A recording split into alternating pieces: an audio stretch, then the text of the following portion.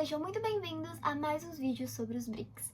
Hoje a gente vai estar falando sobre as políticas linguísticas da equipagem digital nas línguas na Índia. Bom, caso você tenha caído de paraquedas aqui, esse vídeo é o último vídeo de uma sequência de vídeos sobre a Índia. Todos esses vídeos, eles se originam de um trabalho feito na UFSC com o auxílio do professor Gilvan Miller na disciplina de Política Linguística lá no CCM. Eu te convido a assistir os outros vídeos da nossa série, que vão estar linkados aqui na playlist, e é isso. Começamos a produzir esses vídeos por causa da Cúpula dos BRICS, que esse ano acontece aqui no Brasil. Enfim, sem mais delongas, vamos dar início. Bom, primeiro de tudo, antes da gente mergulhar no nosso tema, a gente precisa compreender o conceito de equipagem digital das línguas, que nada mais é do que o conjunto de tecnologias que permite uma língua existir, circular, se desenvolver, enfim, em diferentes meios, em diferentes épocas também. Quando a gente fala de tecnologia e equipagem digital das línguas, a gente fala principalmente de 4 revoluções que foram fundamentais para que isso ocorresse, tá? A primeira delas, por mais básico que possa parecer assim a uma primeira vista, foi a invenção da escrita, por volta de 3200 a.C., que permitiu o registro permanente da linguagem. Depois a gente tem a invenção e o desenvolvimento de gramáticas e dicionários. Terceiro, a imprensa de Gutenberg em 1440, que democratizou o acesso a textos, e aí finalmente a gente tem a internet ali depois dos anos 90, por ali, né, que conectou o mundo digitalmente. Cada uma dessas revoluções, ela não apenas expandiu as possibilidades comunicativas, mas ela também criou novas hierarquias entre as línguas, onde algumas línguas se beneficiaram muito mais do que outras de cada uma dessas inovações tecnológicas que a gente vai ver ao decorrer dos slides. E é sobre isso que a gente vai trabalhar um pouco agora. Começando pela história da escrita na Índia, que é fascinante, muito complexa, mas a gente vai ter que dar uma resumidinha aqui para conseguir só dar esse contexto inicial para vocês. Ela começa com a misteriosa escrita do Vale do Indo, ainda não decifrada até os dias de hoje. Ela passou pelo período védico, de tradição oral, até chegar ao desenvolvimento do Brahmit, no século III a.C., o que torna o caso indiano ainda mais especial a coexistência de tradições orais junto com os sistemas de escritas, tá? A gente tem, né, o sânscrito védico, que foi preservado oralmente por mais de 1000 anos, com uma precisão, assim, absoluta, segundo as pesquisas, demonstrando que a escrita não era vista como uma única forma de legitimar a preservação linguística ali na Índia.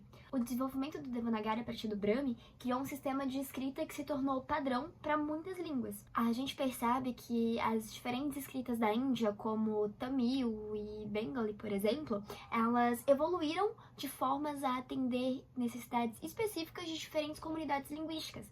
Essa diversidade de sistema de escrita, ela vai ser crucial para a gente entender e compreender de fato os desafios digitais contemporâneos que a gente vai estudar um pouquinho mais pra frente, tá? Mas beleza, vamos para o próximo slide, onde a gente fala da segunda revolução na equipagem linguísticas, que foi a codificação sistemática das línguas através das gramáticas e dicionários. A Índia, ela foi pioneira mundial nesse campo com o Panini, que no século IV a.C. criou a primeira gramática formal da história. A Ashtadhyayi de Panini, ela não era apenas uma descrição do sânscrito, era um sistema gerativo, bem dizer, que antecipou 2500 anos de conceito da linguística moderna. Muito foda, né?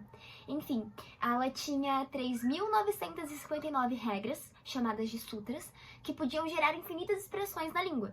Essa tradição de codificação linguística, ela teve um impacto tão grande, tão profundo, para vocês terem noção, ela preservou o sânscrito como uma língua clássica da Índia até hoje e influenciou o desenvolvimento de gramáticas para as outras línguas indianas, além de criar um modelo de língua perfeita, que ainda hoje, né, influencia percepções sobre correções na linguística. Então todo esse rolê de língua certa, língua errada, piriri, pororó, tem um pezinho nessa questão gramatical, né?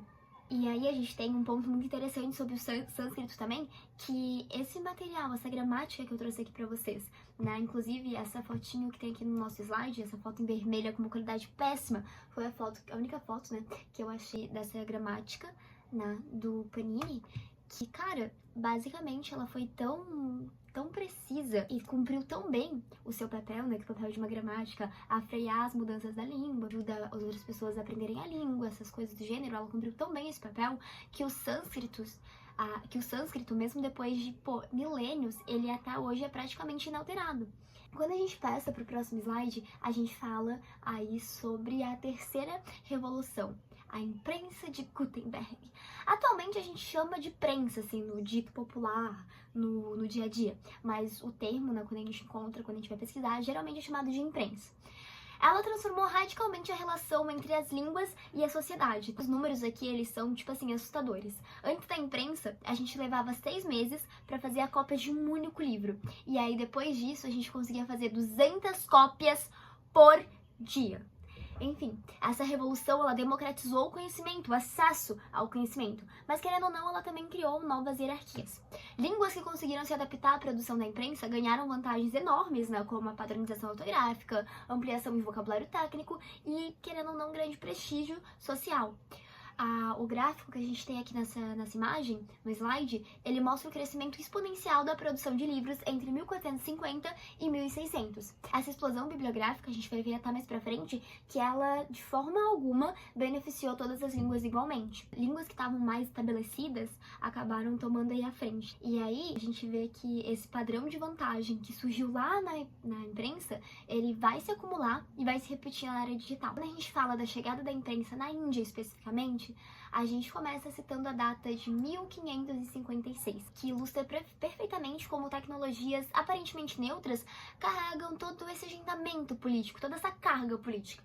Introduzida pelos portugueses em Goa para fins missionários, a imprensa ela serviu inicialmente na Índia para evangelização e a administração colonial. O desafio técnico ele mas era um grande desafio, que era adaptar os tipos móveis europeus às complexas escritas indianas. Então, a prensa, ela só era considerada válida de ser transformada e ter todos os tipos móveis para outros alfabetos ou para adequar-se a outras línguas, desde que essa língua ela fosse considerada uma língua importante pelos colonizadores, tá? Não era pela população. Enfim, criando um paradoxo, né, nisso, a imprensa colonial, ela também fortaleceu muitas identidades regionais, porque ao padronizar a ortografia e produzir a literatura em línguas vernáculas, ela contribuiu para a consolidação de identidades linguísticas, né? Quando a gente passa para o próximo slide, a gente fala sobre a nossa quarta revolução, e talvez a que a gente, na nossa geração, tenha sentido mais, a internet. Que ela promete conectar toda a humanidade, mas também criou alguns desafios aí para nossa diversidade linguística. Começo trazendo alguns dados pra gente, tá? A primeira é que a gente tem aí mais ou menos 5,16 bilhões de usuários globalmente. E a internet é o maior espaço comunicativo da história humana, querendo ou não querendo. De alguma forma ou de outra, tudo fica de registro lá. Ainda assim, mesmo com esses 5,16 bilhões, essa aparente democratização esconde algumas questões um pouquinho mais profundas. Por exemplo, que apenas 10 línguas dominam 75% do conteúdo web. Você sabe quantas línguas a gente tem no mundo? Só na Índia, um país, a gente tem mais de 1000 línguas. Só no Brasil, a gente tem mais de 200 línguas. E outro ponto é que o inglês, que ele é falado só por 15% da população mundial, representa 60% do conteúdo online. Então a gente pensa, de 75% desses conteúdos em 10 línguas diferentes que dominam a web, 60% é de uma língua só, o inglês. A gente também tem 40%, né, da população que ainda não tem acesso à internet. Ainda assim, a gente acaba percebendo que a internet, que podia ser a grande democratizadora das línguas, né, por precisar de meios que dependem de dinheiro também, não só da vontade do falante, ela pode estar acelerando a extinção de algumas línguas minoritárias através de um processo que a gente já falou em outros vídeos, mas que a gente vai falar nesse também, que seria a glotofagia. Quando a gente passa agora para o nosso próximo slide e a gente fala sobre a Índia Online, a gente começa falando um fato que a gente já trouxe aqui, mas agora se aprofundando um pouquinho nele, que é sobre os paradoxos digitais que eles existem na Índia. A gente tem 759 milhões de usuários lá na Índia. E ela é a segunda maior base de usuários de internet do mundo. Porém, apenas 20% da população fala inglês fluentemente. E em contrapartida, 90% do conteúdo da internet indiana, ela tá em inglês. Esse paradoxo, né, cria o que a gente chama de exclusão linguística digital. O gráfico que a gente trouxe, ele mostra o crescimento de usuários em línguas indianas. Só o hindi cresceu 280% entre 2018 e 2023. Eu trouxe aqui algumas iniciativas que contribuíram para esse crescimento, não só do hindi, como de algumas outras línguas também. A gente tem o Digital India, que é um programa governamental para digitalização de serviços em línguas locais. ele tem também essa ideia de, tipo assim, monetariamente permitir com que todas as pessoas consigam acessar a internet. A gente tem o India Keyboard, que seria mais ou menos o desenvolvimento de teclados virtuais para escritas indianas. A gente tem o Voice Recognition, que fala sobre tecnologias de conhecimento de voz em Hindi, Tamil e Bengali. E isso, inclusive, foi uma iniciativa muito legal, que acabou permitindo com que pessoas que não tinham tanto letramento digital, ou não tinham tanto letramento mesmo, não conseguiram uma alfabetização plena, conseguissem acessar alguns locais da internet através dessa questão de conhecimento por voz. A gente teve a plataforma Bashni, que é tipo uma IA nacional, que é feita justamente para a tradução e o processamento dessas línguas indianas, e aí elas são usadas mais, tipo, em banco e coisas do gênero, assim, sabe? E a gente tem a eLearning Multilingue, que é uma plataforma educacional que tem conteúdo em 8 línguas regionais. Enfim, quando a gente começa a aplicar a lente de Calvé em todos esses dados que a gente levantou até agora, mostra-se necessário, talvez para o entendimento de vocês, alguns termos que a gente até já pode ter visto em outros vídeos, mas que eu vou recapitular aqui, que seriam 3 temas. O primeiro deles é o conceito de glotofagia ou glotofagia digital, que nada mais seria do que uma língua dominante que devora línguas menores, sabe? O Calvé, ele trabalha com outra ideia, que é uma ideia muito legal, é a ideia de mercado linguístico, onde basicamente as línguas elas competem e elas têm um diferente valor econômico e social entre si. Esse valor não é um valor real, há um valor aplicado pela sociedade por X motivos. No cerne da coisa toda, a gente sabe que não tem nenhuma língua que seja melhor ou mais evoluída ou piriri pororó do que outra. Mas quando a gente fala dessa hierarquia linguística, o mercado, por assim chamar, linguístico indiano, ele é um ótimo lugar pra gente ver isso em prática, sabe? Principalmente essa hierarquização que acontece dentro do mercado. Por exemplo, o inglês, mesmo sendo falado tão pouco, ele tem um valor, assim, bem alto. Inclusive, as vagas de empregos mais legais, mais tops, assim, pelo que eu tava vendo, tem como pré-requisito que tu fale inglês, tá? Enfim, o hindi, ele tem um valor legalzinho, tá? Principalmente ali no norte, né? Porque ele é a língua das comunicações interestaduais e também da administração federal, apesar de ter essa rixa ali com o sul. Depois a gente tem as línguas regionais, que elas até que têm seus direitos garantidos, mas mais ali na parte local, né, nas regiões onde elas atuam, que elas são mais reconhecidas. E aí a gente tem, né, as línguas minoritárias, que elas tendem a ser, assim, bem esquecidas no churrasco. Enfim, é bom reforçar de novo que toda vez que eu falo de valor, tá, a gente não tá falando de um valor real, é um valor social que socialmente é implicado a essas línguas.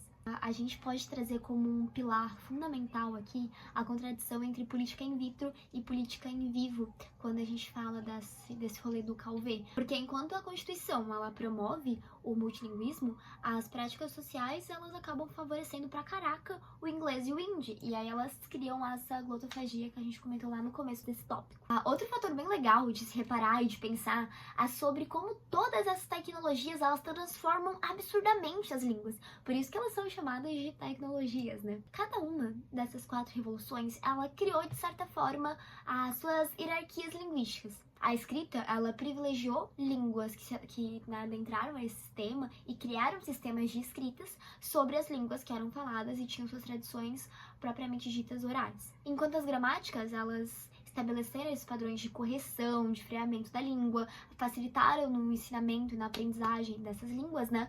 E também foi importante para quando surgiu a imprensa, tá? Porque daí quando você tem já um código para como fazer essa coisa em larga escala, é muito mais fácil para você seguir.